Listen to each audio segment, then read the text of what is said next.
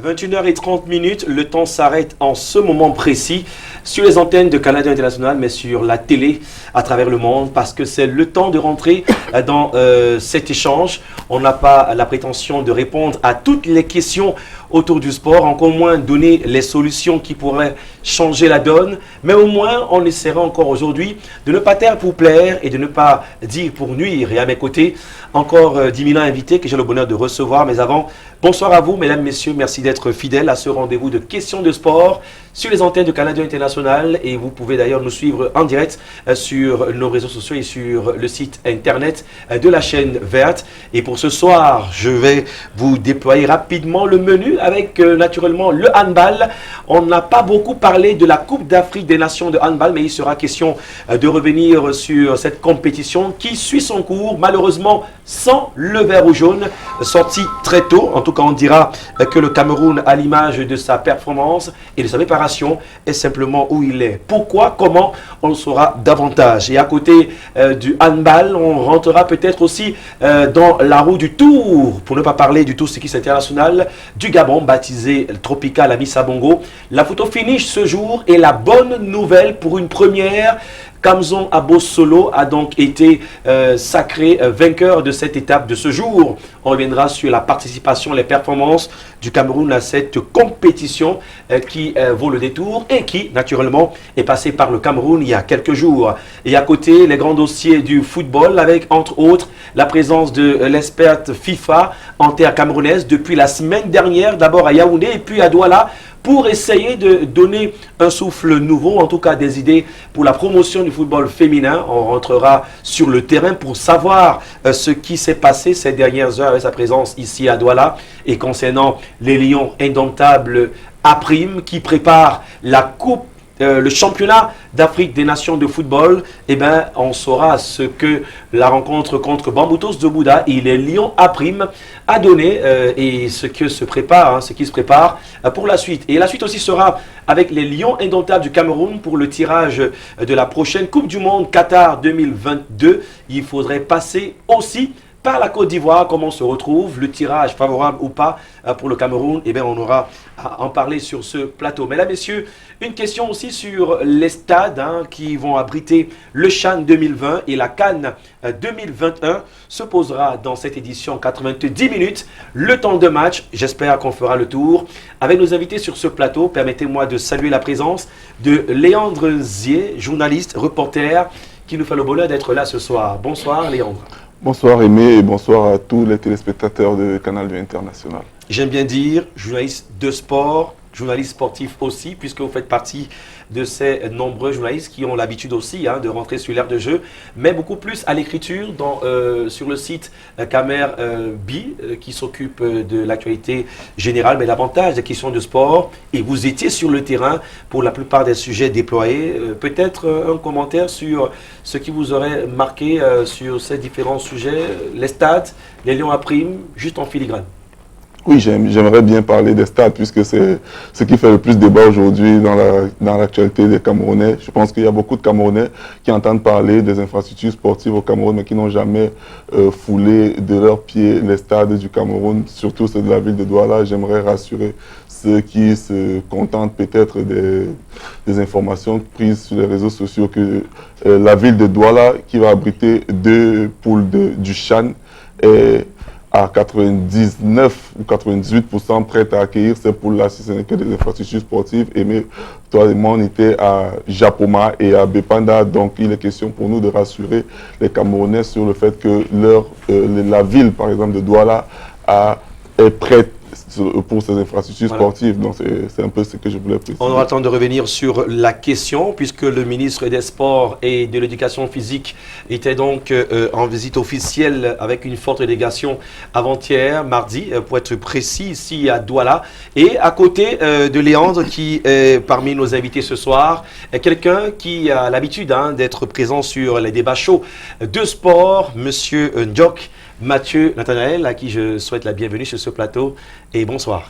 Bonsoir Aimé Moukoko, c'est un plaisir d'être là un plaisir renouvelé de retrouver les chaleureux téléspectateurs de Canal 2. Alors, plusieurs casquettes, hein, journaliste, tout le monde le sait, en tout cas on le suppose, pour aussi l'essentiel du Cameroun, mais davantage ces derniers temps, très impliqué dans les questions de football, du côté de la Ligue régionale du littoral, dont vous assurez pour l'instant les rênes de secrétaire général. On se demande, cette Ligue régionale qui malheureusement n'a pas encore un stade acquis pour la Ligue 1, Ligue 2. Comment est-ce qu'elle se porte la Ligue après les récentes réflexions?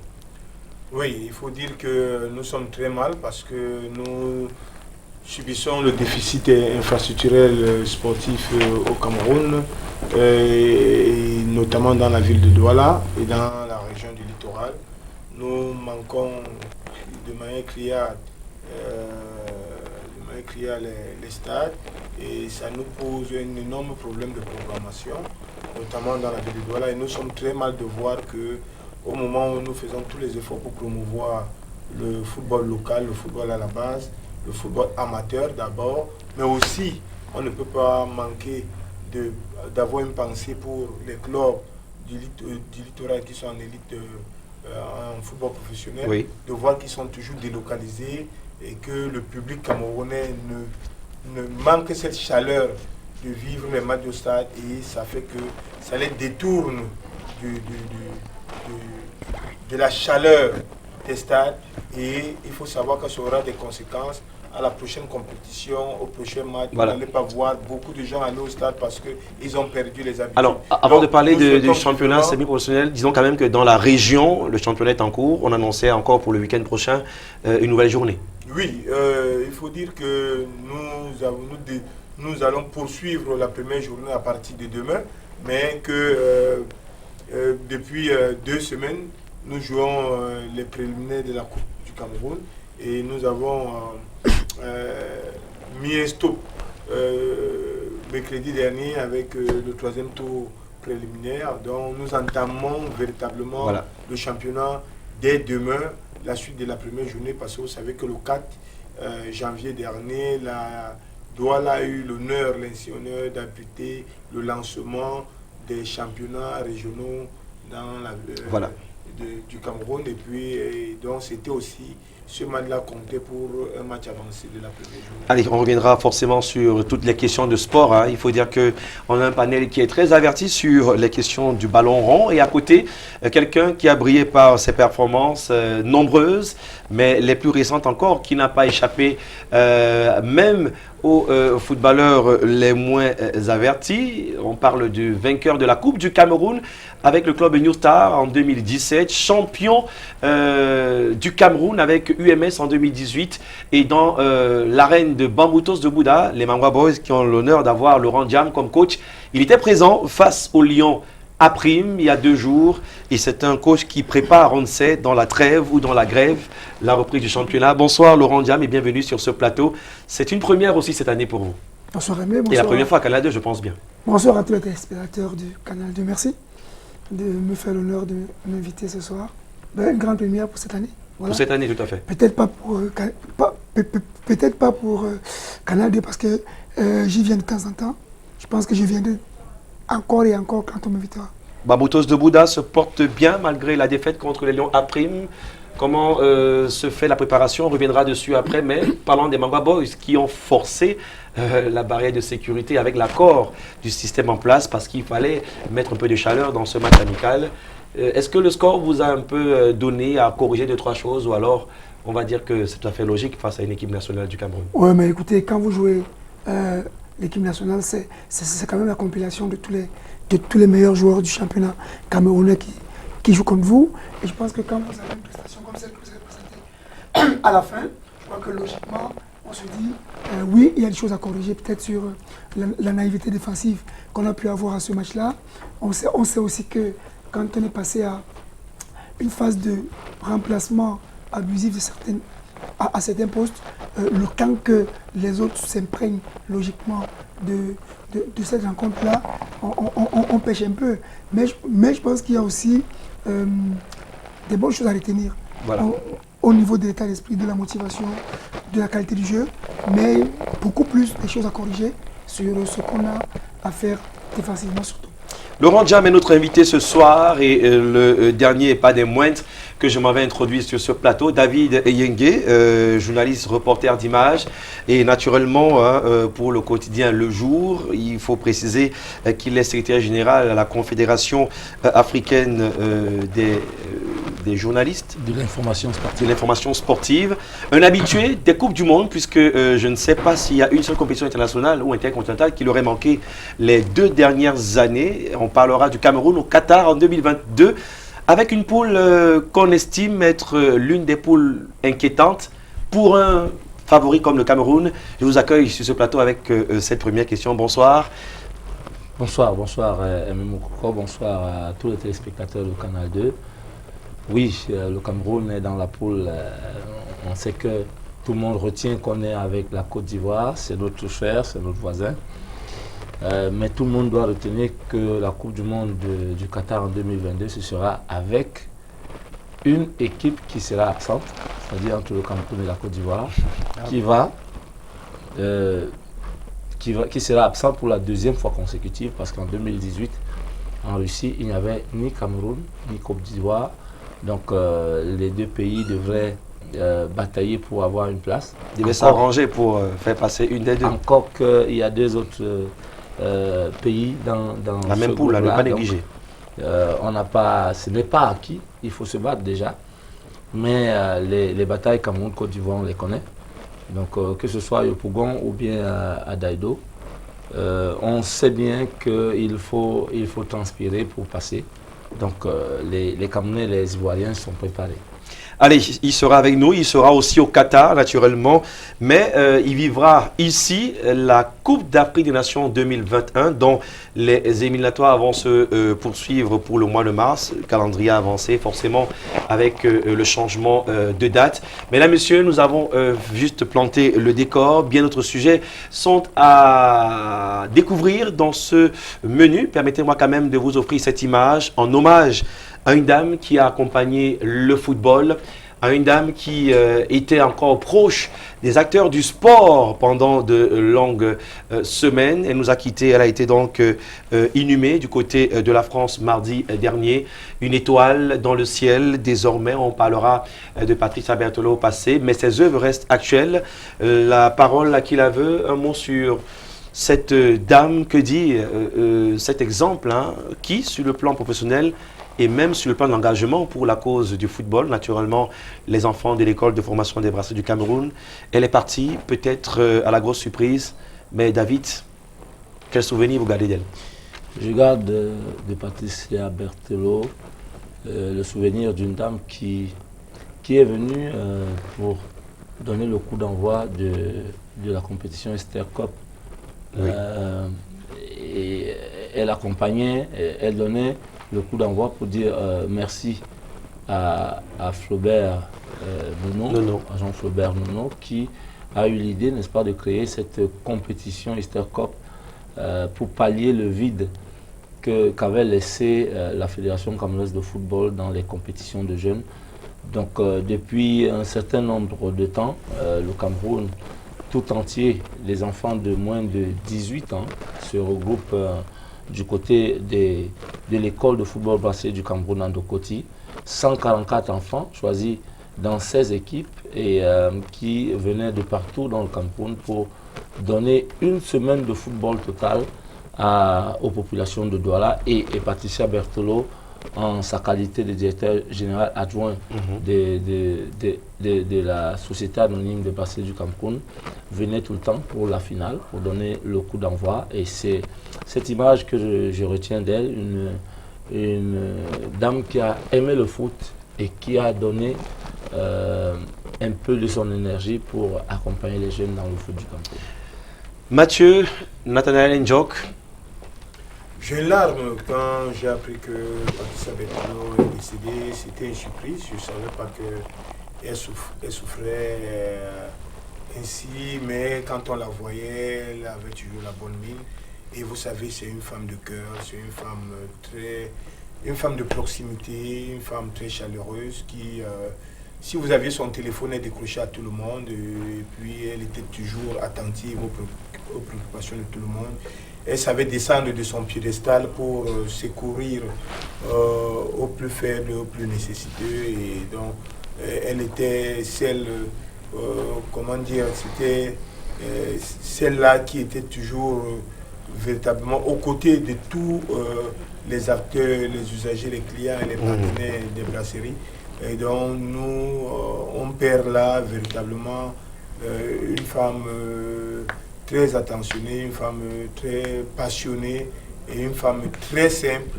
Et véritablement, je n'ai qu'une pensée pieuse pour le repos de sa mémoire et véritablement qu'on ne l'oublie pas. Et j'espère que notre grand frère Nono va penser à lui dédier un de ses tournois. On souhaite d'ailleurs que la grande famille du football, du sport se relève et nous adressons nos condoléances à la famille de Patricia Berthelot. Il faut dire qu'elle a été donc inhumée du côté de Paris après un tour à l'église Saint-François Xavier. Et puis, je pense qu'il y a pas mal de choses qui se préparent sur le plan local. Peut-être un mot en 30 secondes de cette étoile. Malheureusement, on était en pleine introduction de ce programme il y a 2 semaines exactement quand la nouvelle tombe. Léandre Zier, c'est au-delà de la perte, une des rares dames dans cet engagement pour la promotion du football.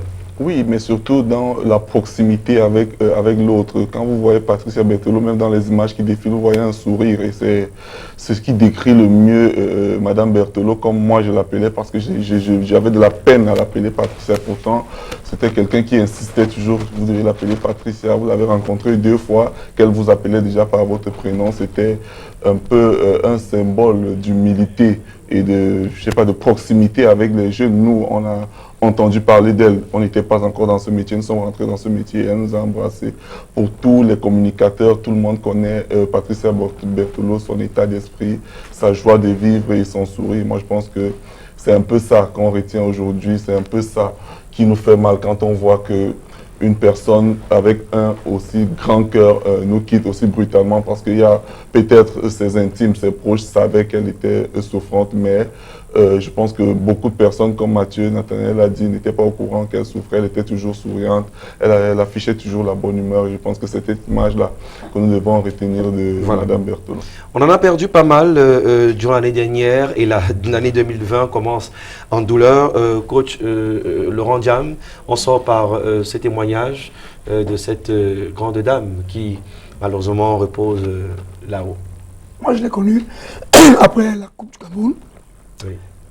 Quand le président Domke veut quand même que New Star soit accueilli de la plus belle des manières, oui. Et elle donne avis favorable à une superbe fête et elle dit je serai là moi-même.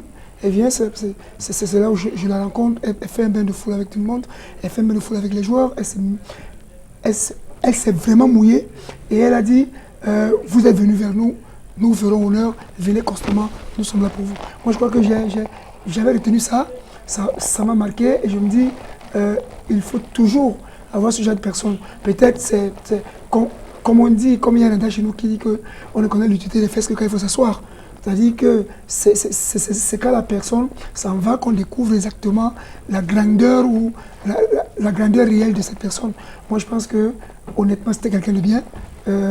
Vraiment que son âme repose en paix et que nous continuons à penser, comme quelqu'un l'a dit ici, on souhaiterait que nous lui dédions un tournoi.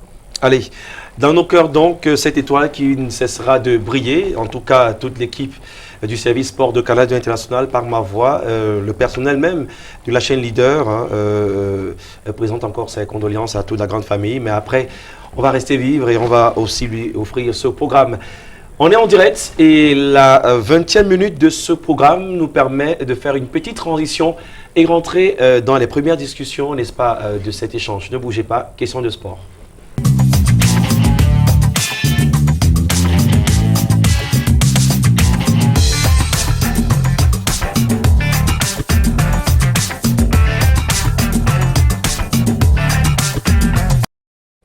On parle de handball avec les mauvaises nouvelles qui s'enchaînent et le Cameroun qui n'a pas fait long feu dans la compétition, à peine une victoire, même si derrière on a l'image de ces deux joueurs qui ont donc reçu des distinctions hommes du match. Et le handball, on ouvre avec parce que la compétition suit son cours du côté de Tunisie.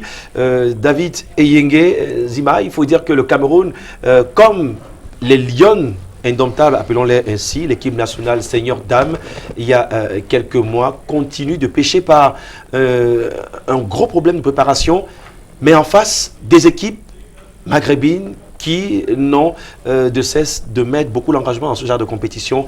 Est-ce qu'il faut regretter la performance ou la contre-performance des Lions indomptables à cette CAN? Non, non.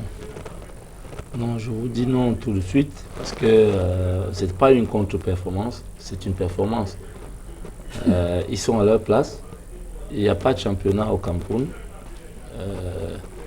Il n'y a pas un championnat aussi relevé que celui de nos adversaires. La Coupe d'Afrique des Nations, elle est organisée par la Confédération africaine de handball. Elle est supposée être organisée au moment où les championnats sont arrêtés ou sont finis. Mais je ne suis pas sûr que sur ce plateau, quand vous allez trouver un Camerounais sur 200, va vous dire qui est le champion du Cameroun de handball. Il n'y a pas un championnat véritable. Il faut qu'on arrête de penser que Dieu est Camerounais et qu'on aura des victoires, des trophées, des médailles sans s'organiser, sans se battre, sans travailler. Oui, François Mbangwa, 2 médailles d'or olympiques. Le Cameroun a gagné la médaille d'or olympique en football en 2000. Oui, on est champion du monde, on a 3 joueurs en NBA. Oui, on a participé cette fois à la Coupe du Monde. Mais il faut arrêter de penser que Dieu ne pense qu'au Cameroun. Pour gagner, il faut s'entraîner. Pour gagner, il faut se préparer. Et je ne pense pas. On a toujours, plus on gagne, plus on a envie de gagner. Mais je pense qu'il faut qu'on sache que pour gagner, il faut d'abord se préparer. Voilà. Et le championnat de handball n'est pas un championnat aussi relevé que celui de nos adversaires qui étaient là-bas présents avec nous. Moi, je me rappelle quand j'étais tout jeune, au lycée de New Bell, il y avait déjà un championnat entre établissements. Je pense que quand le lycée New Bell jouait contre ISES, il n'y avait pas un seul espace autour du stade de handball. D'ailleurs, les élèves venaient de partout, d'autres collèges. Et nous, ce que je retiens, c'est qu'on nous demandait, nous, élèves du lycée, de laisser la place à ceux qui venaient ailleurs regarder. Donc, voilà. En réalité, si à ce moment-là, il y a 30 ans, les championnats de collège étaient très relevés, les joueurs étaient connus de tous. Aujourd'hui, en handball, personne ne peut vous dire sur ce plateau combien 3 ou 4 joueurs de l'équipe nationale de handball ils connaissent. Donc, il faut qu'on arrête de penser qu'on va gagner sans se préparer. Alors, on aurait quand même gagné la Côte d'Ivoire lors de la première journée, 14 buts à 9, oui, parce qu'on parle de buts en handball.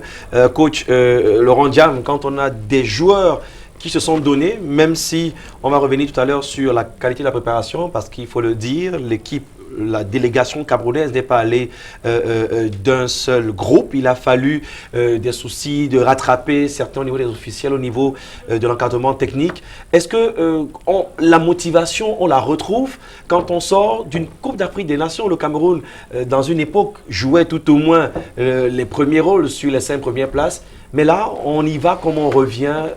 Quel est l'état d'esprit de ces joueurs-là qui doivent tout donner alors que, en vérité, la fédération ne fait rien pour un retour? Le seul état d'esprit qu'on a au Cameroun, c'est qu'on dit nous sommes Camerounais, impossible n'est pas Camerounais, allons-y, on nous rebâche ça tous les jours, on dit n'importe quoi. Non.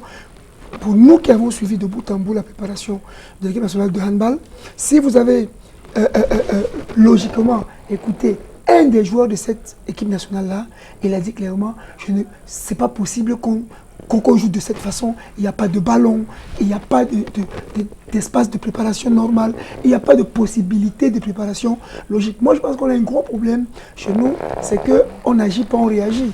Et quand on réagit, plus on réagit, moins on se donne les chances de réussite à chaque fois. Et pourquoi? C'est pas parce que nous sommes assez forts, nous anticipons, nous réfléchissons, et on se dit nous allons toujours être forts comme nous l'étions par le passé, et ça nous embête. Moi je pense que quand on regarde cette équipe de Han, elle n'est pas arrivée en Coupe d'Afrique au hasard. Ça veut dire que si on continue à mettre en valeur cette équipe-là au niveau d'une préparation assez efficiente, assez normale, assez logique, ça devrait permettre à ce que on puisse au moins, parce que quand on va à une compétition, quand vous écoutez l'entraîneur national de Han, il dit qu'il était sûr au moins qu'il peut gagner la Côte d'Ivoire, il peut faire un break en dehors de la Tunisie, il peut faire un break avec le Cap-Vert et passer au moins un cap. Ça veut dire que chacun connaît un peu sa valeur logique, mais on ne lui a peut-être pas donné tous les moyens nécessaires pour peaufiner exactement sa préparation. Alors, le Cameroun a joué le Congo, on a perdu, c'était le match qui nous sortait en termes mathématiques de la compétition du côté de la Tunisie. Éliminé au premier tour, les Lions ont été renversés autant pour moi au tournoi baptisé Coupe des Présidents, mais il faut le dire, ce n'est pas ces Lions qu'on a connus. Et malheureusement, le handball n'est pas la chose la plus populaire au Cameroun. Mathieu Nathanaël Ndjong, qu'est-ce qui peut expliquer que nous passions à côté, même sur le plan de l'événementiel, d'une CAN? Est-ce que c'est 2 poids 2 mesures, comme on a l'habitude de dire, quand ce n'est pas le football, eh bien on s'en fout? Mais le président de la République a dit qu'il n'y a pas de sport majeur, il n'y a pas de sport mineur, mais c'était, comme on dit, le Cameroun est bilingue, mais c'est pour les autres, ce n'est pas pour les Camerounais. Le Cameroun n'est pas bilingue, donc le Cameroun, il y a véritablement des sports majeurs et des sports mineurs au Cameroun. Et le handball en fait partie. Le problème de fond, c'est tout simplement que le sport en général au Cameroun est en déliquescence. Il manque véritablement une politique sportive réelle et efficiente.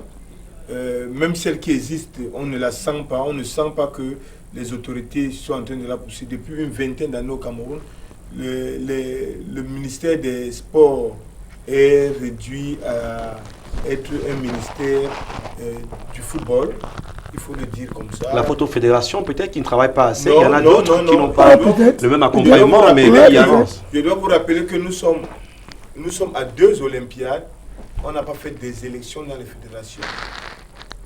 2 Olympiades. Le ministère n'a rien fait pour qu'on ait des élections dans les fédérations. Donc il n'y a pas, rien ne s'est renouvelé. Les gens se sont se sont refroidis et même les passionnés de ce sport ont commencé à se mettre à l'écart. Même les acteurs, tous les acteurs, que ce soit que ce soit les mécènes, que ce soit même les athlètes, ils ont commencé à se refroidir et la qualité même des championnats, c'est au forceps. On n'a plus de stade. À la base, on n'a plus de stade. On n'a plus de terrain de handball. Il faut savoir que quand on veut créer un établissement, on vous demande dans l'autorisation de montrer que dans votre espace, vous avez construit des aires de jeu, un mini complexe de sport. Oui. Mais je peux vous dire, mettre à défi, que vous allez vous balader dans 5 établissements de la ville de Douala, les lycées y compris, il y a beaucoup qui n'ont pas d'aire de jeu et non plus d'aire de handball. C'est pourquoi sur ce plateau, et Yengue disait encore, il n'y a plus la détection, il n'y a plus la promotion. À l'époque, c'est les professeurs de sport qui faisaient la promotion et regardaient dans la pépinière et détectaient les talents. Bon, aujourd'hui, il y en a plus. Au-delà des questions de fond, sur la CAN, quand on sort d'une débâcle pareille, quel peut être l'enjeu, puisque le challenge, le plan national, on ne vit pas le handball, ça peut être quoi la suite pour ne pas rentrer davantage dans les décombres? Vous savez, je connais le président Bita, Raymond Bita, qui est le président de la Fédération camerounaise de handball, c'est un passionné du sport. Je l'ai vu à la Fédération de tennis, je l'ai vu réaménager tout un complexe de tennis à Bafoussam, faire la promotion du tennis à Bafoussam, et il a déniché des joueurs qui faisaient du sport. Il a accompagné beaucoup de joueurs. Un a commencé au tennis, il a été champion du Cameroun et puis s'est retrouvé latéral droit en équipe du Cameroun. Mais aujourd'hui, quand vous êtes dans un environnement où le gouvernement ne vous accompagne pas, où le gouvernement est braqué sur le football, sur la CAN et le CHAN, et croit que après ça, les autres sports vont mourir, on ne peut pas rien attendre. C'est vous qui avez dit. Et c'est la réalité. La délégation camerounaise est allée en pièces détachées. Que peut un président de fédération dans un environnement pareil? Et on va revenir dans d'autres disciplines. Vous allez voir que c'est récurrent. C'est pourquoi je dis, même s'il y a une politique sportive, elle n'est pas efficiente. Et tout le monde porte à croire qu'il n'y a pas de politique sportive ici. Nous interpellons les gouvernements, ceux qui ont la charge du sport, de redéfinir la politique sportive au Cameroun et de pousser les acteurs à l'appliquer et que leurs collaborateurs premiers chefs commencent à l'appliquer à la base. Il n'y a pas de sport. Alors, c'est délicat. Léandre Zier, il faut faire un tour au stade municipal de Ngodi, le stade des sapeurs, qui reste entre guillemets un stade de handball, passionné de handball pour avoir joué comme ailier droit, puisqu'on est gaucher quand on joue à droite. Léandre Zier, il faut dire que le coach s'est retrouvé tout seul lors du premier match sur le banc, parce qu'en pied détachement, on n'a pas eu la possibilité de rallier toute la délégation. Mais derrière, est-ce qu'on peut, comme le dit les autres, penser que l'État doit être l'agent comptant de cette débâcle, ou quand même, il faut le dire, à l'image du championnat, des régions, des ligues, le handball se porte très mal? Vous savez, Aimé, le caractère résilient des Camerounais fait à ce que beaucoup, les gouvernants ou les autorités se disent qu'on est capable de tout faire. Vous avez cité le premier match ici. C'est le premier match qu'on a gagné. Et pourtant, c'est le match dans lequel on était le plus en difficulté parce qu'on n'avait pas d'effectif. Et c'est cet esprit-là qui trompe un peu les dirigeants du sport au Cameroun de dire qu'on fait souvent comme ça et ça marche. C'est un peu la devise du Cameroun. On dit ça en langue, on dit bien carbona, donc c'est comme ça qu'on fait souvent et ça passe. Mais il va falloir faire comprendre aux gens que ça ne fonctionne pas toujours comme ça, ce n'est pas de la sorcellerie. Les autres pays travaillent, les autres nations travaillent, mais au Cameroun, David l'a dit, Mathieu, Nathalie l'ont dit aussi bien, il n'y a pas de réelle politique sportive. Et ce n'est pas que l'apanage du handball. Ils ont dit que le ministère des Sports était le ministère du football. Même dans le football, ils ne s'en sortent pas, puisque aujourd'hui, on a l'organisation d'une compétition qu'on nous a octroyée, ça fait depuis belle lurette jusqu'à aujourd'hui, on n'a pas d'assurance. Donc quand on dit qu'on est occupé à organiser le CHAN et la CAN, est-ce que même là, on fait ce qu'il y a à faire? Non, c'est parce qu'il n'y a pas de réelle politique sportive. Ou alors c'est parce qu'on nomme, je ne sais pas, des aventuriers à ces postes-là qui n'ont pas de réel projet pour le sport camerounais, qui chacun vient pour résoudre un autre problème autre que le problème du sport. Il y a quand même eu une préparation, je sors par là, de cette compétition. Le coach Laurent Jam l'a dit, on s'est qualifié pour aller à la Coupe d'Afrique des Nations. Arrivant en Tunisie, on a essayé de sauver les meubles. Et est-ce que ce n'est pas aussi un manque de devoir de la presse de n'avoir pas accompagné assez? Je ne sais pas s'il y a un Camerounais qui nous regarde, qui peut citer 3 noms de joueurs, de handballeurs, l'équipe nationale du Cameroun. On ne pêche pas un peu dans cet accompagnement qu'aurait souhaité cette fédération comme d'autres? Non, moi je ne pense pas que... en 30 secondes, on sort de la question. Je ne pense pas que c'est le tort à la presse. C'est le tort au sport en lui-même. Quand il est déliquescent, ça n'intéresse pas. Vous ne pouvez pas... La presse n'est pas là pour aller... Ce n'est pas des marabouts qui vont aller transformer la boue en or, ou on ne peut s'intéresser qu'à ce qui marche. La presse doit s'intéresser à ce qui vend. La presse doit être intéressante et elle ne peut pas aller dans le cambouis tous les jours. Mathieu peut décrire aussi, non? David, on parle facilement de foot. Mais on ne va pas passer le temps à décrier. On nous accuse de décrier et de ne jamais dire ce qui est positif. Qui parlait de handball, la CAN a commencé la semaine dernière. Il y a un responsable de la communication là-bas qui fait des pieds et des mains pour donner la visibilité au handball. Mais pourquoi cela et pourquoi elle n'en a pas toujours? Parce que le handball n'est plus intéressant. Comme Eyenge dit, vous savez, quand vous allez en Europe, vous avez vu, les parents partent au stade avec les enfants. On les inculque ça. Ici, on partait au handball. On quitte le handball, on va au volleyball. On quitte le volleyball, on va au football. Après, on faisait toutes les disciplines en accompagnant nos équipes. Même si tu étais footballeur, il y avait ceux qui étaient multisports. Et il y avait cette passion, il y avait cette force. Aujourd'hui, il n'y a même plus ces matchs-là. il n'y a plus ces matchs-là. Même dans les arrondissements, on n'organise plus les matchs. Alors, donc, et les établissements, je dis, il n'y a même plus la détection. Moi, j'ai des enfants au lycée, je voulais les voir. Je leur dis, allez, faites telle discipline. On te dit, ils sont au lycée, ils sont au collège, mais ils peuvent passer une saison sportive. Même le professeur de sport, on compte le nombre de fois où il les fait courir sur un terrain. Et aujourd'hui, les professeurs de sport se contentent de les faire les évaluations écrites. C'est beaucoup plus la gymnastique qui est mise en valeur. On commence à faire la gymnastique à 2 semaines des épreuves. David Eyenge, on va commencer par où, on sort par là. Quelle peut être l'issue de ce cours pour donner un souffle? On est en 2020. Le handball, au masculin comme au féminin, reste encore très trouble dans la vision de beaucoup de Camerounais, et nous avons le devoir de peut-être apporter des idées pour sortir de l'auberge. Et ce n'est pas seulement le handball, et ce n'est pas seulement, c'est la fédération, toutes les fédérations, le premier rôle, c'est de développer la discipline. Et on a l'habitude de faire fonctionner nos équipes nationales sans parler de la base. Qui pratique le handball à la base? Il n'y a pas de base. Il faut revenir à la base. Et la base, c'est l'école. Celui qui va vous donner la ressource, c'est l'école. Toutes les fédérations devraient, et félicitations à la fédération camerounaise de volley peut-être, mais de tennis aussi. De karaté aussi. De tennis aussi, pour laquelle on vient de déclarer le tennis comme sport à la FENASCO. Donc le tennis entre dans les écoles. Mais c'est ce qu'on a toujours dit, il faut aller vers les écoles. Où est-ce que vous allez trouver des personnes pour pratiquer le sport? C'est dans les écoles, ça commence à l'école primaire. Ça commence, je regardais encore à un moment donné, à quel moment on commence la natation, parce qu'il y a le championnat de natation le week-end prochain. Mais il y a la natation pour les 6 mois, il y a la natation pour bébé. Donc le tennis c'est à partir de 3 ans.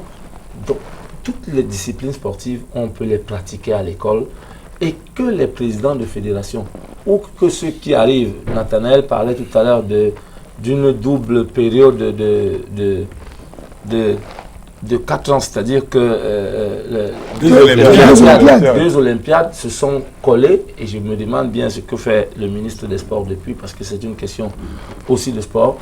Que fait le ministre des Sports depuis qu'il est arrivé? Il sait que pour renouveler, ça fait longtemps que et ça fait longtemps qu'on 2 Olympiades collées, il n'y a qu'au Cameroun qu'on voit ça. Peut-être qu'il y a de nouvelles personnes qui vont venir avec un souffle nouveau, qui vont comprendre que développer la discipline, c'est la première fonction d'une fédération, qui ne viennent pas pour les voyages à l'étranger de l'équipe nationale ou des équipes nationales, qui pensent à développer la discipline. Voilà ce que nous voulons. Nous voulons aller vers les écoles qui jouent au handball. Nous, la Tunisie, je ne sais pas combien de journalistes camerounais sont là-bas. Même l'équipe nationale n'interpelle plus les rédactions. Donc il faut qu'on commence à la base. Si j'ai 2, 5, 6 reporters à mon actif à la rédaction qui me parlent de handball à Ngodi, de handball à Bonamsadi, de handball à Bonaberi, et puis il y a les mêmes qui le font à Yaoundé, à Bertois, à Ngaoundéré, à Marois, alors on aura un engouement autour du handball, et après on va accompagner la discipline. Allez, merci à surtout nos amis handballeurs qui ne lâchent pas prise et qui se battent à garder la passion de ce sport. Et dommage pour l'équipe nationale du Cameroun. On espère que davantage des problèmes d'organisation seront résolus, et les Lions ou l'équipe nationale dames, elle aussi, sera bientôt en lumière. Et pour parler justement pour l'information des autres disciplines, l'annonce pour le week-end prochain d'une journée nationale de natation. On sera du côté de la Cité SIC à la piscine semi-olympique de la Cité SIC. On aura aussi, entre autres, en volleyball, puisque ça fait partie, elle fait partie de ces fédérations qui essaient de sortir un tout petit peu la tête de l'eau. Il y a la Coupe d'Afrique des Nations de volleyball des moins de 18 ans qui se prépare, et l'équipe nationale féminine donc aura donc un programme chargé avec des stages à Yaoundé, à Bafoussam et puis à Garoua. C'est donc un regroupement axé sur le foncier. Émile Tonton, le sélectionneur, l'encadreur technique, a apporté plus de détails. Vous les aurez dans nos prochaines éditions, puisqu'on devrait être du côté de Yaoundé pour questions de sport. On est en direct sur les antennes de Canada International. On va tourner une courte page et évoquer le deuxième sujet sur la table ce soir. Ce sera dans la Petite Reine. On est dans la roue du Tour cycliste international du Gabon, la Tropicale Amissa Bongo.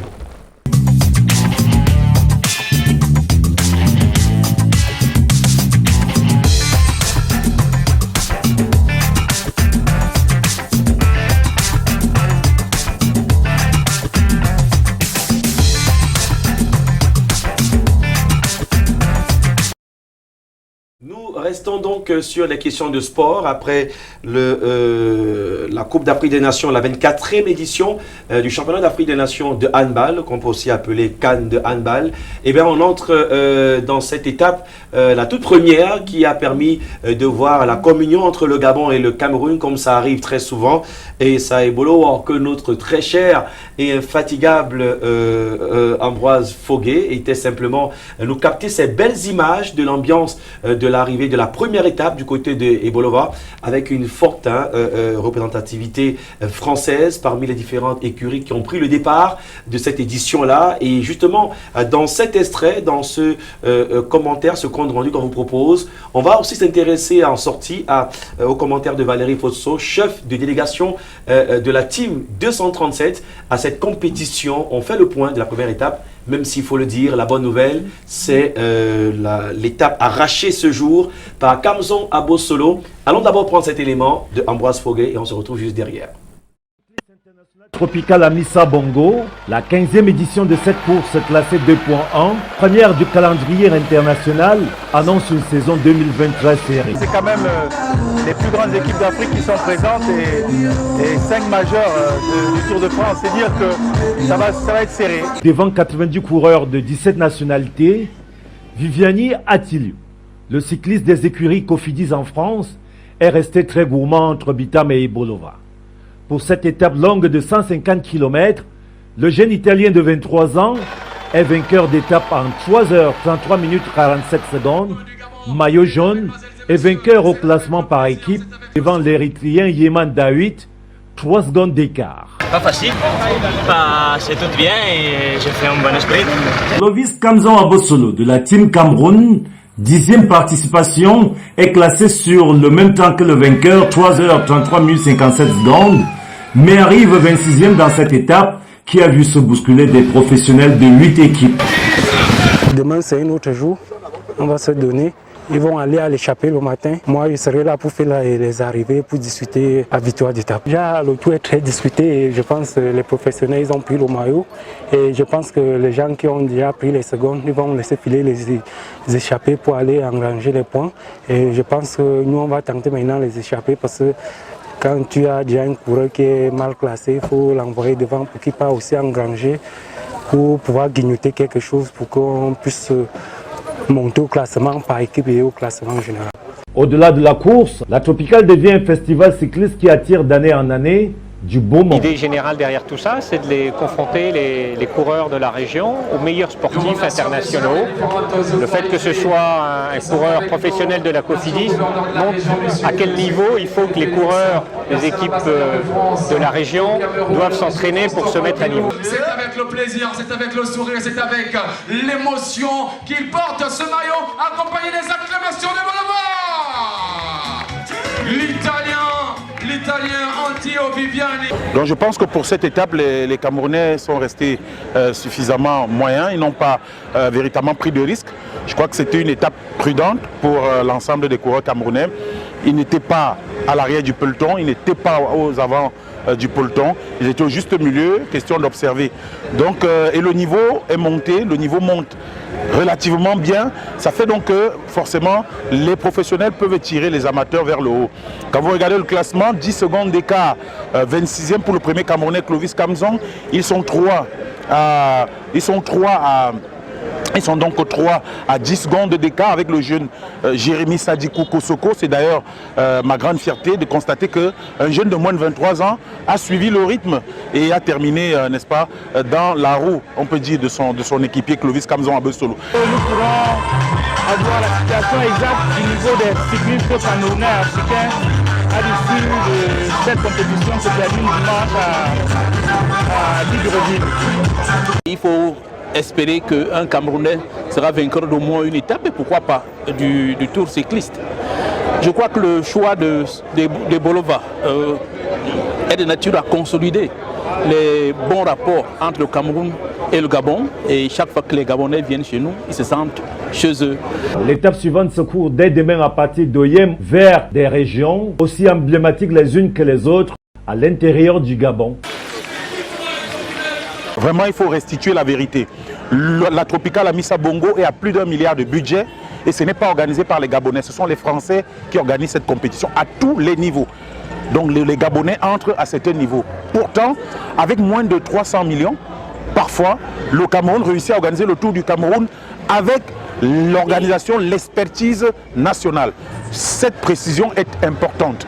C'est bien sûr des garçons du GSO, le Grand Jean Sport Organisation, une écurie française qui prend globalement l'organisation à coût de milliards. J'ai dit un peu plus d'1 milliard en termes de budget. Mais alors, comment on peut comparer une organisation de plus d'1 milliard avec une organisation de 200 millions? Vous voyez que le ratio est très faible. Donc la comparaison ne vaut même pas la peine. Et s'il vous plaît, la Tropicale est la compétition la plus relevée du continent africain, simplement. Et retenez aussi que le Cameroun est le seul pays en Afrique qui organise 2 compétitions chaque année, le Tour du Cameroun et le Grand Prix Chantal Biya. Ça, c'est pour louer les efforts des autorités de manière globale. Donc le Cameroun ne traîne pas la queue. Le secret, ce sont les moyens.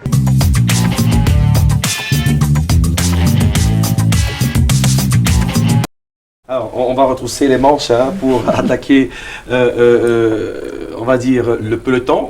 On est loin derrière l'échappée et il faut le dire, le reportage a été réalisé lors de la première étape de la compétition qui arrivait donc à Ebolova. On salue d'ailleurs monsieur le gouverneur et je pense que son vœu a été exaucé parce que l'actualité de ce jour, c'est historique. C'est le 3e Africain dans l'histoire de la compétition, la Tropicale Amissa Bongo, qui arrache une étape. Et le premier Camerounais, en tout cas, à aller l'arracher, Kamzon Abosolo. En tout cas, c'est notre meilleure chance de performance au-delà de ce que nous faisons habituellement ici. Alors, sur l'échange avec Ambroise Foguet, que je salue d'ailleurs pour ce brillant reportage, on sort sur un questionnement par rapport à ce que tout le monde va se dire. Pourquoi ailleurs c'est comme ça? Pourquoi chez nous ce n'est pas le cas? Mais il faut d'abord saluer la victoire aujourd'hui de Kamzon Abosolo. Vous n'êtes pas surpris, Léandre Zier, connaissant l'aptitude de celui-là qui est pour nous le leader naturel de l'équipe du Cameroun. Oui, on n'est pas surpris du nom, parce que quand on entend cyclisme au Cameroun, le plus souvent c'est comme le nom de Kamzon Abosolo qui revient. Mais quand on connaît les difficultés que les Africains ont à remporter ou à s'imposer lors de la Tropicale Amissa Bongo, on se dirait bien que comment est-ce qu'on va faire pour pouvoir grappiller une étape, ne serait-ce qu'une étape. Vous avez vu le vœu du gouverneur du Sud, c'était pas de gagner la compétition parce qu'il connaît quelles sont les difficultés que les Africains ont lors de ces compétitions-là, mais de remporter juste une étape, je pense que son vœu a été satisfait par le Camerounais Kamzon Abosolo. C'est une fierté pour le Cameroun, mais aussi un questionnement de savoir est-ce que les gens sont au courant de dans quelles conditions est-ce que Clovis est allé au Gabon, comment il s'est préparé, est-ce qu'il y a eu des conditions de préparation spéciales pour qu'il atteigne ces résultats-là et comment faire pour avoir d'autres Kamzon Abosolo lorsqu'il ne sera plus là. Je pense que c'est là les questions qu'on doit se poser parce qu'aujourd'hui, on a été toujours habitué à ce genre de résultats dans une compétition où on n'attend pas le Cameroun. C'est là où le Cameroun s'impose et après, il n'y a pas de réelle politique d'accompagnement de ce genre de résultats pour pouvoir produire des compétiteurs au même niveau que Kamzon Abosolo. Aujourd'hui, les Kamzon Abosolo sont des miracles de la nature parce que si vous voulez vous questionner scientifiquement de comment est-ce qu'on fait pour devenir un champion de cyclisme au Cameroun, vous n'allez pas trouver les réponses. Donc aujourd'hui, on ne devrait pas juste se satisfaire d'un coup de chance ou d'un coup de magie ou d'une surprise lors d'une compétition comme la Tropicale Amissa Bongo. Le Cameroun étant déjà répertorié comme une référence en Afrique en termes de cyclisme, il est question aujourd'hui d'avoir une réelle politique de promotion de ce sport-là pour pouvoir avoir plusieurs Clovis Kamzon Abosolo. Votre confrère l'a dit tout à l'heure que le Cameroun est l'un des seuls pays en Afrique à avoir 2 compétitions dans le calendrier UCI. Ça veut dire qu'il n'est pas normal aujourd'hui qu'il y ait une compétition sans qu'on ait des Camerounais dans des top places. Alors, Bitam et Bolova, et puis Bitam Oyem, on a évolué avec la 3e, 4e étape. Coach Laurent Diam, on va s'intéresser à la petite reine. Aujourd'hui, avec cette victoire de Kamzo Abosolo, on va se dire, ah ben bravo, on applaudit. Mais on va oublier très vite qu'on a le Tour cycliste international du Cameroun qui arrive pour le mois de mars. Mais déjà pour lui, pour ce palmarès, il mériterait avoir un encadrement spécifique, même s'il faut le dire, il a déjà pas mal d'avantages par rapport à d'autres. Mais malheureusement, nos meilleurs coureurs s'éloignent de plus en plus de nos écuries, s'il faut le dire ainsi. Il faut le dire ainsi, c'est évident parce que il faut qu'on reconnaisse une chose. Les Kamzo Abosolo, quand ils arrivent à gagner quand même une étape avec tout ce qu'il a connu à chaque fois, comme difficulté, à chaque course, il est important de reconnaître qu'il aura fait quand même beaucoup d'efforts, beaucoup de sacrifices, d'énormes sacrifices même pour réussir ce tour-là. Moi, je voudrais revenir sur une réalité. Oui, le tour du Cameroun arrive. Moi, je reste convaincu que si on continue à faire confiance aux cyclistes camerounais qui sont au tournoi du Tour cycliste à Missa Bongo, il est important de se rendre compte qu'on peut encore gagner une autre étape si on reste un peu plus sérieux. Et moi, je pense que quand on regarde quand même la courbe de Kamzo à partir des différentes compétitions de temps en temps, on se rend même compte que oui, il ne gagne peut-être pas le tour. Il n'arrive pas à gagner, mais il est très, très souvent proche du maillot jaune en termes de secondes, en termes de points, très souvent proche de tous les vainqueurs. Ça veut dire qu'il maîtrise un peu déjà la difficulté qui se présente à gagner une étape, voire un titre, voire un tournoi. Mais moi je pense, et moi je reste convaincu que plus il continue à se donner les moyens de réussite, mieux il pourra gagner une autre étape et pourquoi pas ce tournoi. Ce serait quand même un gros exploit. On va revoir avec le concours de la réalisation l'image de la photo finish. Parce qu'il faut le dire, on a pensé que le Rwandais était devant, oh que non. On va voir l'image des deux vélos pour se rendre compte que le Rwandais est justement passé derrière. Joseph Areruya, à l'issue de la 4e étape, Lambaréné Mouilia, 190 km. C'est vrai que la qualité du relief permettait à Kamzo d'aller chercher. Et il a dit dans plusieurs interviews après la course qu'il sentait le coup. Une victoire se gagne en équipe. Il faut le dire, Mathieu Nathanaël Ndiok, bien que ce soit le nom de Kamzo Abosolo.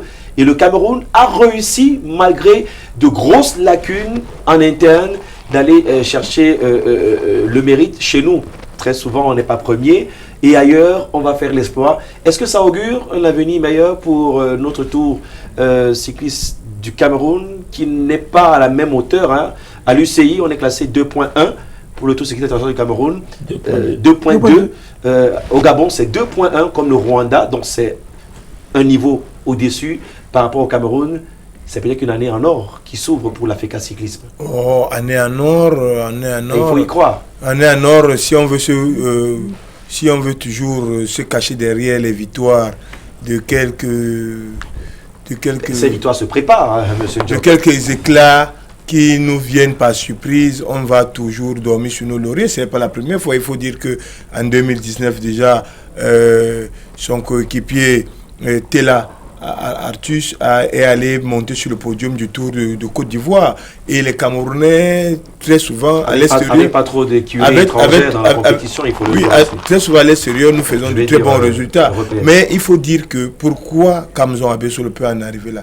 Il peut arriver là parce qu'il a un bon encadrement, l'encadrement de la SNH, qui lui donne le matériel, le vélo et les moyens de bonne préparation. Si on ne compte que sur notre équipe nationale, on ne peut pas sortir les Kamzo Abosolo.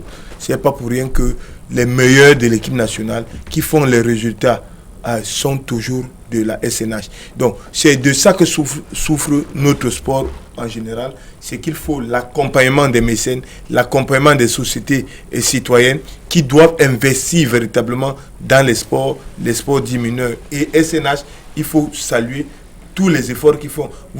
Mais vous savez, quand vous allez citer ça, après vous allez vous cacher. Ce que nous avons dit pour le handball est vrai pour le cyclisme. Vous savez qu'en 2019, nous avons été l'objet d'un scandale autour du Maroc. où nous sommes arrivés sans matériel et on a été rabroués comme... Les vélos n'ont pas pris l'avion, ils ont voulu prendre la route. Voilà, les athlètes sont arrivés et il n'y avait pas le matériel. Et donc, vous comprenez ça et vous savez que le dernier tour du Cameroun, nous avons fait 10 étapes, nous n'avons pas gagné un seul.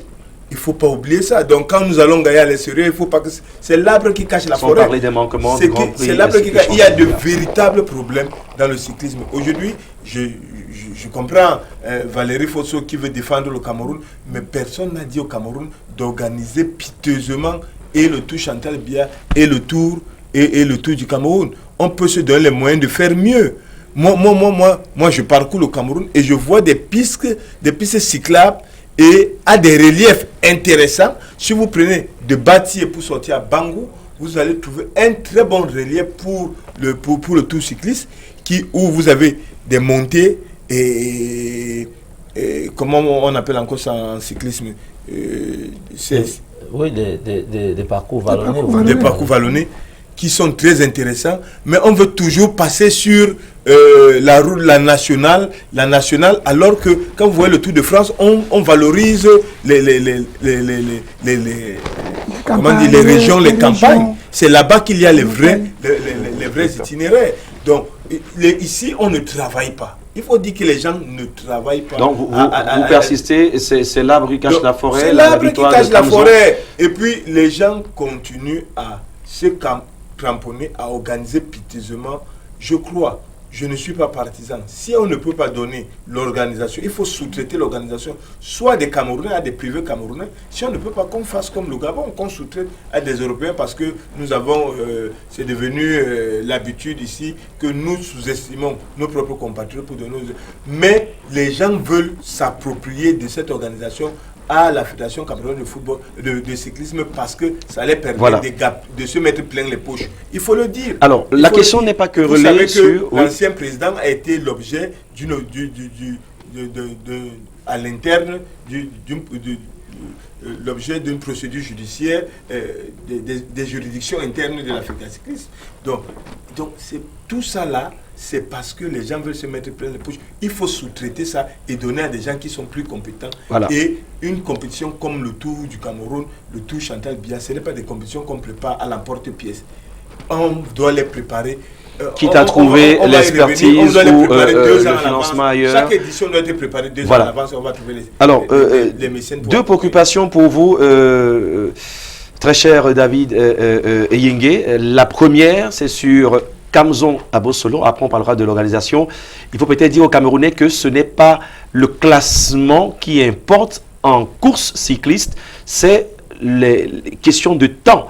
Et à ce temps, Kamzon, avant d'être vainqueur de cette étape, avait déjà marqué l'exploit de faire le même temps que l'Italien lors du premier tour et de rester d'ailleurs sur le temps. Je préfère me lever et me permettre de vous demander de vous lever pour applaudir Kamzon Abosolo sur ce plateau. Ça se mérite. Parce que en réalité, c'est la toute première fois, il faut le dire, qu'un Camerounais, qu'un cycliste de l'Afrique centrale gagne une étape dans la Tropicale Amissa Bongo, et ça mérite qu'on l'applaudisse. D'ailleurs, nous avons sablé, pour tous ceux qui ont travaillé autour, nous avons sablé le champagne avant d'arriver ici. Kamzon Abosolo a gagné une étape à la Tropicale Amissa Bongo. Je pense qu'il fait entrer, et lui-même et le Cameroun, dans l'histoire, parce que c'est devant des professionnels. Il faut dire que c'est la première course professionnelle dans le monde. C'est la première course professionnelle dans le monde. C'est-à-dire que partout ailleurs où on fait des courses professionnelles, il y a l'hiver. Et c'est pour cela que tous les professionnels en activité viennent à la Tropicale Amissa Bongo pour lancer la course. C'est pour cela que cette victoire... Pour lancer leur saison. Pour lancer leur saison. Cette victoire est donc à applaudir. Et malgré tous les problèmes qui ne sont pas inconnus que citait Mathieu Nathanaël tout à l'heure, c'est une victoire à célébrer. Et félicitations, parce qu'il faut le dire aussi aux Camerounais, le cyclisme est un sport que les uns et les autres, je pense, individuels. Chacun est sur son vélo, mais c'est le sport le plus collectif. Donc, c'est aussi une occasion de féliciter toute l'équipe, c'est-à-dire composée de Kwere, Nounawe, Rodrigue, Jérémy Kosoko, Sadikou, Hervé Raoulmba, Tela Artus et Michel Boris Tientieux, qui ont certainement fait quelque chose dans le groupe peloton aujourd'hui. Parlant des autres coureurs. Bien entendu, pour que les 4 qui sont partis à l'échappée pour faire 160 km à l'échappée permettent 7 minutes d'avance sur le groupe du maillot jaune. Peut-être pour une image, 160 km, Douala, à quelle localité pour que les téléspectateurs se retrouvent? Ce n'est pas rien. Non, 160 km à l'échappée. Ils sont 4 coureurs. Avec les Camerounais dans le groupe. 4. Voilà. Un Érythréen, un Rwandais. Ils sont 4 coureurs qui ont fait 160 km d'échappée. C'était pas des moindres. Nikema Abdoulaziz, c'est un coureur burkinabé qui a 32 ans, qui connaît bien les pistes cyclistes d'Afrique. Et même s'il n'a été que deuxième à des étapes du Tour du Burkina, il y a Sabani El Ouaniaï, excusez un peu de l'appellation, c'est un Marocain qui a 22 ans, qui a déjà été deuxième. Oui, le Marocain, justement. Qui a été deuxième au Tour du Cameroun en 2019 dans une étape.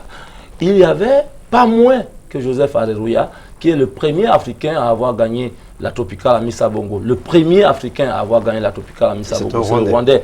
C'était en 2018. Il était dans cette échappée et le travail de Kamzo Abesolo, c'était de planter tout ce beau monde pour traverser la ligne d'arrivée. On avait essayé quelque chose à Ebolova à la première étape parce que c'était une ville-étape, la ville camerounaise. D'ailleurs, vous avez vu le gouverneur tout à l'heure qui souhaitait qu'on gagne une étape. Mais c'est du côté de Mouila que ça a été, avec la plus longue étape de cette 15e édition du Grand Prix, non, je veux dire de la Tropicale à Missa Bongo. 190 km pour 160 km d'échappée. Je pense que ça mérite les applaudissements. Du côté des familles là-bas, Kamzon est entré dans l'histoire, le Cameroun. Je veux vous relancer. Il a fait du David contre Goliath, David Eyenge. Est-ce que maintenant on peut applaudir l'accompagnement de la Fédé et espérer que cet exemple permette, n'est-ce pas, de copier ou de combler les manquements? Bien puisque entendu, dans 2 mois, première chose, on va encore dans la roue du Tour. La première chose, c'est le changement qui a été fait à l'entrée de cette compétition. Je félicitais d'ailleurs le président au téléphone tout à l'heure pour le changement d'homme. Il faut dire que Fetsa Lucas a pris la place de Dieudonné Ntep en tant que directeur sportif. Il faut changer les hommes quand ça ne marche pas. Il faut changer, même annoncé au départ. Même chez les entraîneurs de foot, on en a un sur le plateau ici. Quand ça ne marche pas, on change les hommes, le langage peut changer. On connaît que Dieudonné Ntep a été un cycliste camerounais dans les grandes compétitions. Il a été à Moscou, je crois, en 1980 et à Los Angeles en 84 pour les Jeux Olympiques, pour l'équipe du Cameroun. Fetsa Lucas a montré aussi, lui, plusieurs choses au Cameroun. Ici, il a gagné toutes les nocturnes qu'on a organisées à Douala. Donc, c'est un cycliste dans l'âme qui a été à la suite de cette équipe-là, directeur sportif. Et la seule chose qu'il a demandé à ces cyclistes, c'est on n'a plus rien à perdre. Je vous donne la permission d'essayer quelque chose. Et pour essayer quelque chose, parce que le premier Camerounais, Kamzon Abosolo, était classé 46e avant cette étape qu'il a gagnée, avec 15 minutes de retard. Quand vous n'avez plus rien à perdre, alors il faut tout essayer, vous avez tout à gagner. La seule chose à faire, c'était de prendre la vraie roue. Et comme Joseph Areruya, qui était mal depuis le début de la compétition, a pris une échappée, Kamzon Abosolo s'est mis dans sa roue, et puis il a géré. Voilà. Et puis, félicitations à toute la fédération qui a changé les hommes, qui a mis... félicitations aussi à Valérie Fotso, qui était dans la voiture du DS. Le chef de délégation. Et bien entendu la presse, parce que les NTIC et la connexion Internet nous permet, par exemple, de participer pendant la course. Aujourd'hui, on a vu Kamzon venir prendre le ravitaillement dans la voiture du DS. Pourquoi? Parce que le Cameroun était classé 14e équipe sur 15. Et le seul fait que Kamzon aille à l'échappée, ça permet, il n'y avait que 4 personnes à l'échappée, ça permet à la voiture camerounaise de quitter le fond de la course, de quitter le fond du peloton pour se mettre devant la course. C'était tactique en tout cas. Et donc, il a la possibilité de son directeur sportif de donner des consignes. On l'a vu dans une vidéo que postait Valérie Fotso, de venir demander le ravitaillement à sa voiture, c'est permis, parce qu'il était à l'échappée. Venir aussi prendre des consignes.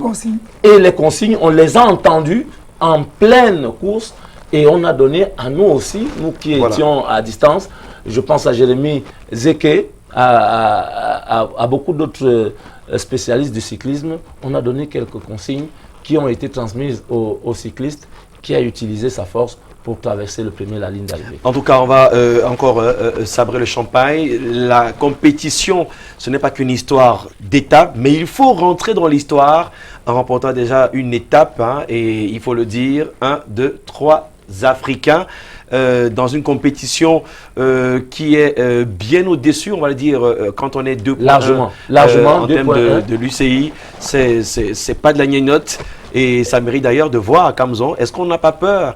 Je m'interroge de le voir vers une écurie plus professionnelle. Et il faut dire pour ça, en une minute. Oui, pour revenir à ce que Valérie Fotso disait tout à l'heure, c'est pas la seule course 2.1, parce que du 23 février au 1er mars, on va assister à la deuxième course 2.1 d'Afrique. Ce sera le Tour du Rwanda. Le Tour du Rwanda, avec ses beaux, le monde entier viendra encore en Afrique, encore que le Rwanda est candidat pour organiser les championnats du monde en 2025. Donc, en réalité, oui, cette victoire de Kamzon Abosolo interpelle tout le monde. C'est what next, comme posait les questions, cette question déjà, Léandre Zé l'a posée. What next? Oui, Kamzon Abosolo a 28 ans. Peut-être que c'est le moment de partir. Peut-être que c'est le moment d'intégrer une écurie professionnelle comme le font tous les Rwandais qui ont gagné la moindre petite course, que ce soit au Rwanda ou au Cameroun ou en Afrique ou n'importe où. Et il faut dire que le Rwanda qu'il gagnait aujourd'hui fait partie de Delco Marseille. Il est venu pour s'exprimer pas au Cameroun. Dès qu'il a gagné une étape, il est passé à une équipe professionnelle. Et c'est peut-être l'occasion, on interpelle la fédération ici, déjà pour l'organisation de ces courses. Kamzon n'est plus dans la même classe dans laquelle il était. Kamzon est passé au-delà de quelque chose et l'équipe du Cameroun avec. Voilà. Donc ça interpelle tout le monde. Le Tour du Cameroun ne sera plus organisé de la même façon. Il y a quelqu'un qui a gagné une étape à une course professionnelle qui fera partie du Tour du Cameroun. Donc c'est une autre vision, c'est tout le cyclisme camerounais qui prend un grand coup avec cette victoire de Cameroun. Et on va se questionner sur ce plateau, question de sport, question de cyclisme, question de compétences. Et encore une fois, Kamzon Abosolo, il a des bouteilles de gaz à la place des cuisses. Ah ouais. Et il casse le vélo. Je crois que demain, on applaudira encore s'il y a un Africain qui va remporter une étape parmi les 4 écuries françaises. C'est pas rien. D'où la présence de l'ambassadeur lors de l'arrivée du côté des Bolova. Pour être précis, on va être certain tout à l'heure. Mais c'est donc la part belle au cyclisme. Et on attend de savoir ce que sera notre Tour du Cameroun dans 2 mois seulement. Nous sommes sur Canada International, question de sport. On ouvre la dernière ligne droite. Ce sera le temps du football avec des nouvelles qui fusent de partout. D'abord, sans transition, on prend cet élément. C'est l'extrait de notre expert FIFA qui était donc en terre camerounaise et qui est arrivé à Douala pour sa tournée. Il faut dire que l'ANAFOOT était impliquée, la fédération, la Ligue de football féminin du Cameroun aussi était impliquée pour la visite d'Estérine Janet de Reus. J'y arrive. Cet élément, c'est juste sa vision pour le football camerounais, le football féminin. Un extrait avec le concours d'Aimé-Catherine Mokori qu'on écoute. Les pays souscrivent pour avoir l'assistance de l'UEFA. Le Cameroun fait partie des pays qui ont demandé à avoir de l'aide. En Afrique, j'ai d'ailleurs voyagé dans 6 autres pays. Le Cameroun a un grand potentiel avec du talent brut et l'UEFA veut aider les pays en voie de développement pour rendre le football féminin compétitif internationalement. Il y a de gros challenges ici sur le plan infrastructurel, sur le plan des finances, même sur le plan des équipements basiques. Mon travail à moi est d'aider la fédération à construire une structure de développement des talents au niveau de l'académie aussi. Pour les équipes nationales, il y a beaucoup à faire.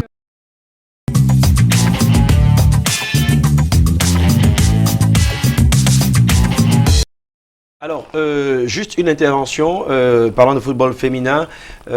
Coach Laurent Diam, est-ce qu'on va penser que cette belle initiative de la présence ici de l'experte FIFA va réellement bouger les lignes? On en parlait la semaine dernière, elle a touché du doigt, elle a vu ses joueuses dans des conditions très délicates, je préfère employer un mot bien plus gentil, mais est-ce qu'on pense que ceux qui sont en place vont pouvoir bénéficier de cette visite quand on sait que les Lions Indomptables préparent, ou alors les équipes nationales, dont les U17 au féminin qui préparent une compétition encore? Est-ce qu'on peut en tirer quelque chose de positif? On l'espère. Je crois qu'au vu de ce que De Reus a apporté dans ces différents échanges, on écoute même déjà à partir de son interview ce qu'elle a pu ressortir, le besoin du Cameroun à solliciter une aide profonde pour le football féminin. Je crois que c'est ce qui est important à relever. Et à le relever, là, interpelle logiquement ce football féminin qui est largement grandiose, qui doit aujourd'hui se développer plus que jamais parce que les Lions seniors ont donné la possibilité de savoir qu'on peut faire avec le football féminin. Moi, je dis encore oui, je l'espère, je crois qu'elle a touché du doigt, je pense, les différentes réalités et les difficultés que présente notre football féminin. Elle a discuté avec les principaux responsables, elle a discuté avec les membres de la fédération, elle a eu 2 ou 3 séminaires d'échange avec ces membres-là, elle a participé à 2 rencontres de football féminin. Je crois qu'au sortir de tout cela, il y a quand même des avancées. Si on n'exploite pas ce qu'elle a apporté, ça veut dire qu'on aura sollicité l'UEFA et la FIFA pour rien. Mais je pense qu'au-delà de ce qu'on a constaté, au-delà de ce qu'on a vu au Stade SICAM, au-delà du match qui s'est engagé, je pense que oui, il y a lieu d'espérer grandement que les choses se bougent au niveau du football féminin. Alors, football féminin, on va prendre quelques images de la visite de De Reus à Douala. Avant l'extrait, on a bel et bien des images qu'on peut apprécier. Il fait partie des responsables au niveau de la Ligue régionale du littoral pour le football, pas au féminin, mais Mathieu va forcément se prononcer. Quand on connaît on connaît la santé du football féminin à Douala, en tout cas dans la région, on a peur que ce soit une visite rien que pour du beurre. Non, ce n'est pas une visite pour du beurre.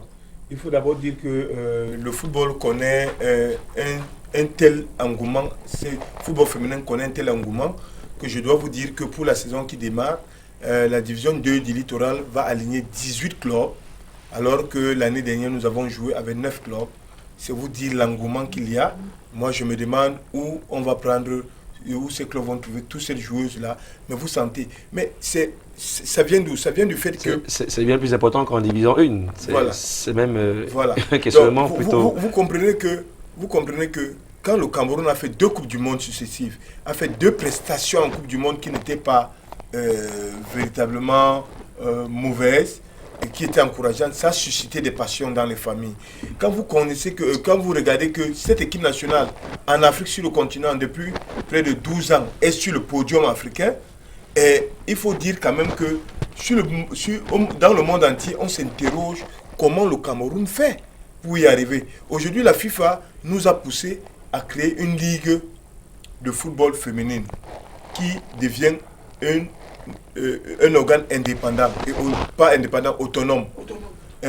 Et vous savez que la FIFA débloque presque 60 millions par an. C'est insignifiant pour financer le football féminin dans tout le Cameroun, pour les 10 régions seulement. Et donc, c'est pour vous dire que le Cameroun a bien fait de solliciter qu'on augmente sa cagnotte, de solliciter d'autres pays pour avoir un financement de développement, une subvention de développement. Et c'est pourquoi on a envoyé une experte pour venir voir si véritablement il y a véritablement cet engouement, s'il y a ce besoin-là. Et quand on joue sur la terre nue, comme au Stade SICAM, je ne crois pas que cet argent-là va seulement venir pour financer les salaires des filles, mais c'est parce qu'il faut améliorer les infrastructures sur lesquelles ces filles-là doivent jouer désormais. Donc, je crois que ce sera bénéfique pour nous. Et je crois qu'elle est partie avec des bons rapports qui vont permettre que l'UEFA, la FIFA augmente la cagnotte de la subvention à des centaines de millions. Parce que si vous avez déjà le littoral qui a 18 clubs, j'imagine le centre aura presque la même chose. Et quand vous regardez la division première, qui a le nombre de... Si vous prenez toutes les 10 régions, vous comprenez que même avec 500 millions, on ne peut pas financer le football féminin. Donc la fédération doit aller chercher les moyens. Elle cherche aujourd'hui auprès de l'UEFA, de la FIFA, mais il faut aussi chercher il faut que les sociétés citoyennes accompagnent ces jeunes filles-là qui donnent du plaisir et aujourd'hui, il faut savoir que le football féminin aussi est devenu comme le football masculin.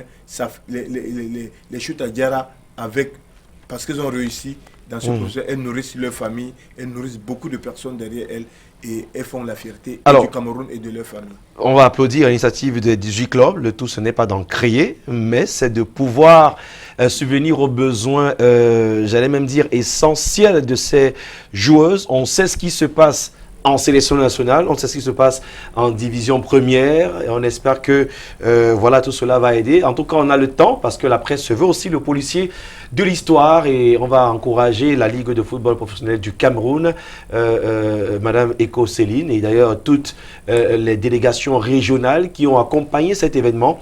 On parlait d'infrastructures. S'il y en a pour les hommes, il y en aura pour les femmes. Peut-être l'occasion est donnée de parler des infrastructures avec la visite du ministre pour prendre l'élément sur les stades.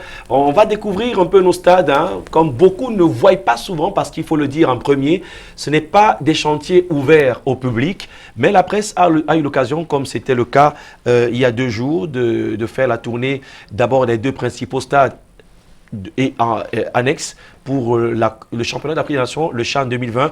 Nous sommes au stade de la réunification qui, à votre appréciation, peut simplement donner fière allure de ce qu'on ne savait pas pour ceux qui ne suivent pas l'actualité. Mais le Cameroun, sur l'aire de jeu, est prêt. Après, il va rester des finitions en termes techniques, en termes technologiques et autres. Léandre Zier, nous étions dans cette tournée du ministre des Sports et de l'Éducation physique. Vous avez aussi été, de visu, rassuré de l'accélération des travaux quand on sait que le délai, c'est pour quelques semaines encore. Et le coup d'envoi du CHAN en avril, je crois le 4 avril prochain. Oui, on peut être satisfait lorsqu'on voit ces images. C'est déjà bien pour Canal D International de faire partager ces images-là aux Camerounais parce qu'ils sont très peu à avoir de vraies images. Vous savez, pour l'instant, les stades sont encore fermés aux populations. Donc, ça fait plaisir de savoir qu'on a des infrastructures de cet acabit au Cameroun parce qu'il faut le dire, des stades tels que le stade de Japoma et le stade de la réunification dans un même pays, on compte sur les doigts d'une seule main les pays qui peuvent se vanter d'avoir de telles infrastructures. Donc aujourd'hui, la question des infrastructures sportives ne se pose plus, je pense, pour des gens qui connaissent réellement le niveau d'avancement de ces infrastructures-là, mais juste qu'au niveau des infrastructures routières, qu'on a encore des voies d'accès. Des voies d'accès, mais jusque-là, on ne va pas transformer le Cameroun en France ou en Russie. Il faut aussi le dire que le Cameroun ne va pas, parce qu'on organise le CHAN et la CAN, devenir la première puissance mondiale ou bien avoir le niveau de développement de la Russie qui a organisé la Coupe du Monde. Donc on peut organiser, on est prêt, je le dis toujours, à organiser une CAN ou un CHAN au niveau du Cameroun, parce qu'il faut connaître déjà le niveau du Cameroun. Mais on ne va pas organiser au niveau de la Coupe du Monde qui s'est jouée en Russie, c'est pas possible. Alors sans vous couper dans la suite des images, nous sommes au stade Mbappé-Lépé, lui qui malheureusement est presque sur place depuis belle lurette. C'est les mêmes discours quand le ministre arrive de la part du responsable de ce site. C'est un stade d'entraînement qui devrait en principe être livré depuis, puisqu'on parle de stade d'entraînement. Pour l'heure, on voit encore les gradins en matériaux provisoires dans le mythique stade Mbappé-Lépé. Et puis celui qui fait fière allure, le stade de Japoma, cette belle vue aérienne de la cellule de communication du CHAN et de la CAN 2021. Mais on a touché du doigt l'état d'avancement presque terminé, s'il faut parler de 99,9. Après, les gens penseront que c'est des commentaires. On a des images prises il y a 48 heures du stade principal où le coup d'envoi du CHAN sera donné. David Eyengue, loin de l'aire de jeu, est-ce qu'il faut s'inquiéter de la capacité à conserver ces stades qui seront un patrimoine? Parce que ce qu'on connaissait de la cuvette de Bipanda et ce que c'est aujourd'hui, ça n'a rien à voir. Oui, s'inquiéter, oui, pour votre question. Surtout que les Camerounais ont pris l'habitude de vilipender tout sans même savoir ce qu'il en est. Quand on regarde l'entretien des stades de Limbe qui ont déjà été livrés, quand on regarde l'espace le plus fréquenté de la pelouse, c'est-à-dire la petite surface des gardiens de but, il n'y a plus de gazon. Donc avec ces images-là, on a vraiment des raisons de s'inquiéter sur la suite, sur ces belles installations qu'on va nous livrer dans quelques temps. Il faut intégrer le fait que le jardinier du stade doit être nommé en même temps que le directeur du stade. Donc, oui, on a déjà nommé les directeurs. Par exemple, félicitations au directeur du stade de la réunification, le coach Frizenbella, qu'on connaît bien, qu'on a remis à l'habitué, sa place, il était déjà là avant. Et à tous les autres qu'on a nommés pour les infrastructures de Douala, mais les Camerounais, ou bien moi, j'aimerais bien savoir qui est le jardinier en chef de ces installations-là, pour savoir qu'on n'a pas oublié une seule personne dans la chaîne des travailleurs pour garder ces stades-là. Le gazon, c'est vrai, Constant Omari, dans une chaîne étrangère, le vice-président de la CAF a vanté les installations du Cameroun. Les gazons, il a dit qu'ils sont du niveau mondial, mais il faut bien que le gazon existe après un match. C'est-à-dire que vraiment, on a nommé les directeurs du stade. Quand ceux qui nous construisent les infrastructures vont partir, il faut qu'on sache, il faut même qu'ils soient des personnes connues et reconnues, qu'on sache si c'est Léandre Nzié qu'on a nommé, qu'on demande à Léandre Nzié des comptes quand le gazon ne va plus bien. Parce que des deux stades qu'on a à Limbe, les gazons ne sont pas entretenus. Donc, on peut faire une semaine sans arroser le stade. Il y a des matchs qui se jouent sans qu'on ait arrosé le stade. Il y a lieu donc de s'inquiéter. Si on sait qu'on aura tous ces on a un réel besoin de suivi. On a un réel besoin de suivi. C'est ce qui fait que le stade va continuer de vivre. Voilà. Oui, on a déjà gagné, les sportifs ont gagné quelque chose. Après le CHAN, après la CAN, on aura les infrastructures. Il y aura le sport qui va se pratiquer, mais il va falloir qu'il y ait des personnes nommées qu'on connaît et qu'on reconnaît pour l'entretien de ces infrastructures. Allez, on va saluer l'accompagnement de monsieur le gouverneur de la région du littoral et d'ailleurs tout son état-major pour cette tournée. Une énième, il y en aura d'autres puisque les émissaires de la CAF viendront, n'est-ce pas, pour respecter les délais, valider les différents stades et puis on espère qu'on sera invité lors de l'inauguration, pour ne pas dire la livraison officielle, puisque jusqu'à preuve de contraire... Les journalistes ne travaillent pas que pour la réclame. Aucun stade... Invité ou pas, nous serons là. Il faudrait qu'on soit invité, que les portes du stade soient ouvertes. Invité ou pas, nous serons là. Invité ou pas, il faut dire que malheureusement, Douala n'a pas encore de stade opérationnel pour le championnat. Et les joueurs du championnat étaient justement à l'annexe du stade Omnisport de la réunification. On a les images des Lions A' contre Bamboutos de Bouddha lors de la tournée du ministre. Il s'est arrêté pour le coup d'envoi de ce troisième match amical de cette troisième étape.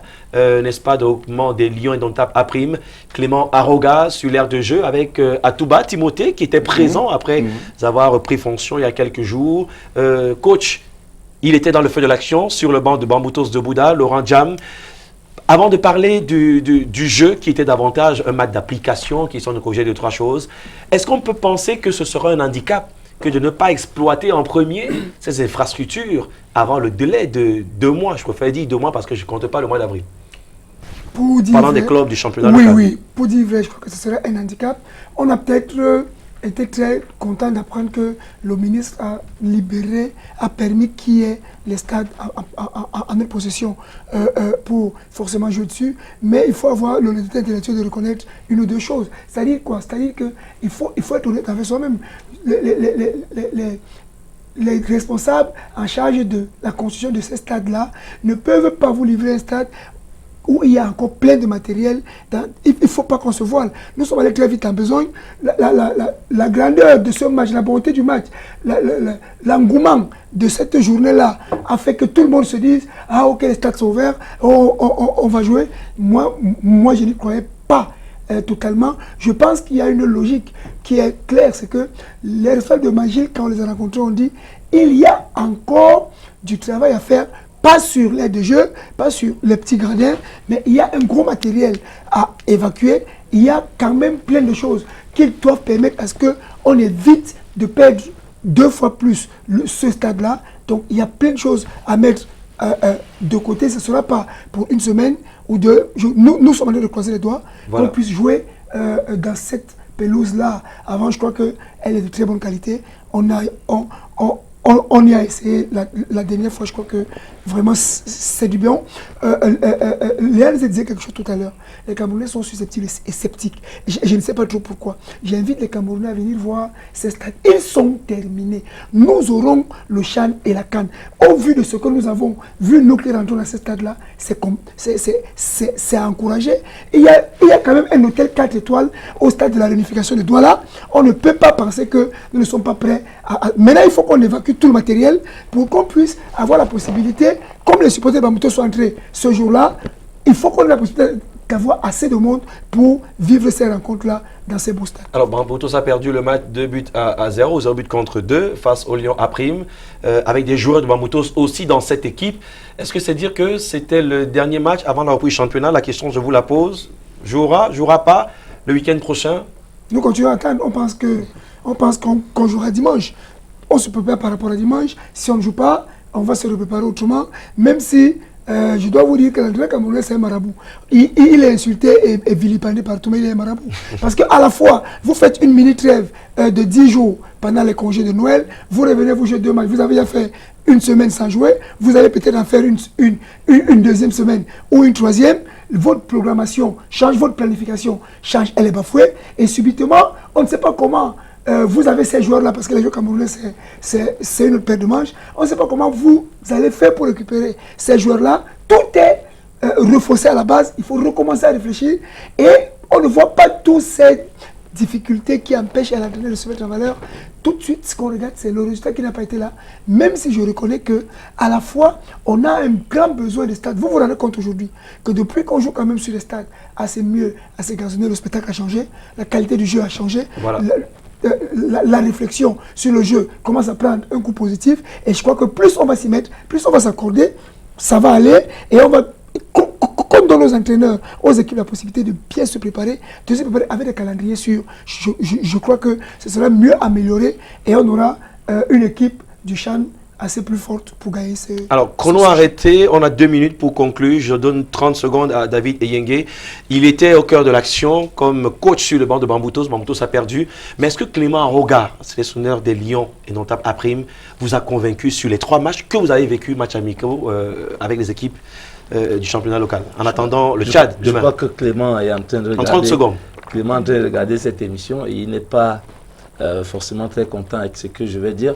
Parce qu'en réalité, j'ai déniché pas mal de manquements autour de ces lions. Les lions qui venaient avec les boucles d'oreilles à l'entrée d'un match, certains étaient chaussés en petites chaussettes alors que d'autres avaient les chaussettes longues, d'autres n'avaient pas de protège tibia. On a attiré l'attention des autorités. Les lions étaient-ils en vacances à Douala? Pendant que vous n'êtes pas appelés à jouer avec vos camarades, vous êtes dans les gradins avec votre smartphone en train de whatsapper avec les petites filles. Donc en réalité, les lions se sont amusés et c'est pour cela peut-être que Clément Aroga a refusé à la presse les interviews au dernier match.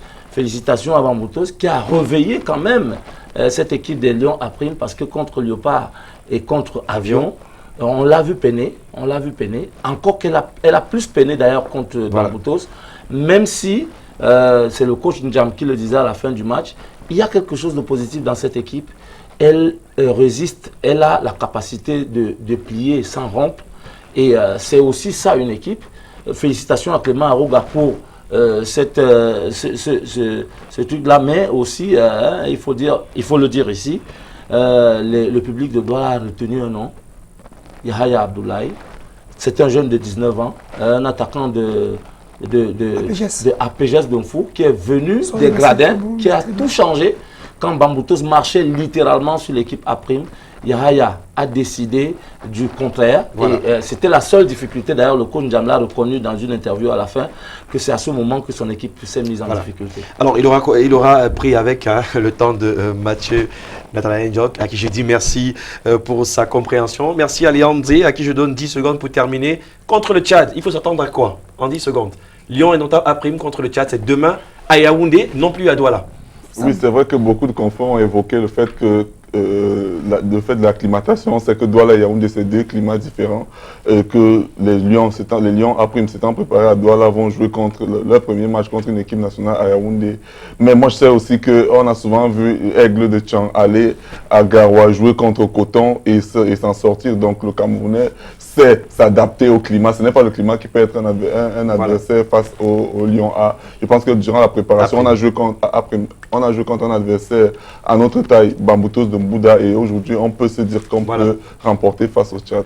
En espérant que l'avenir soit plutôt positif pour Clément Roga. Ça jase déjà dans les différents couloirs de rédaction sur son avenir, mais on va rester serein sur l'accompagnement des Lions après. Merci à William Tchango qui nous regarde, comme tous les amis de la presse sportive, surtout à la JSC, dont on fait tous partie. Merci au coach Laurent Diam d'avoir accepté cette invitation. Vivement que l'Assemblée générale du côté de l'Africa Foot porte ses fruits et que les présidents des clubs, le syndicat qui a décidé de ne pas aller dans les stades le week-end prochain si la deuxième partie de subvention n'est pas versée, vivement que demain ce soit résolu et que dimanche on reprenne les stades avec Canadien International qui sera dans la suite et la fin de cette belle compétition. Merci encore à Martial Talla qui a piloté ce programme et au mixage et à la réalisation. Jeudi prochain est un autre jour, si Pétadion sera là pour question de sport. Au revoir et restez sur Canadien International.